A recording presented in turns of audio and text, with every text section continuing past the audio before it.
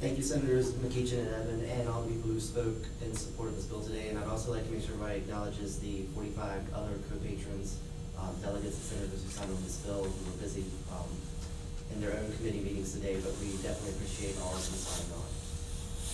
Is there any question for the senators or about this bill? Does the fact that the House approved Judge Storm Beglin earlier this week, does that give you hope that you might be able to get this bill through the House this time? Or do you see them as not being connected? I don't know that they're necessarily connected, but certainly to the extent that we can see from Judge Storm Beglin's election and his the education process that the House of Delegates went through in terms of being willing to change their mind about him, I certainly think that shows that the House can change its mind and that we're not just throwing straws into the wind.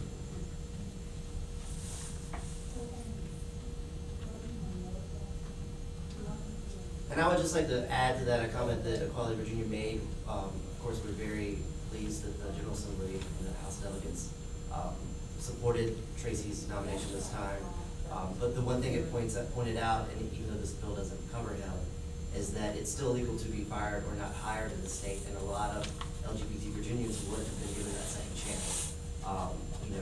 They would have been judged on who they love up front and not had the chance for their qualifications to really speak for the work that they'd be able to do. Can you speak to the how this bill covers just the state employees and not private employees, Senator Pratt? Sure. We'd like to have all Virginians,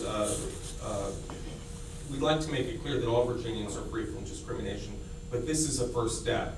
And in other states where we have non-discrimination protections, we've seen the state workforce being covered first.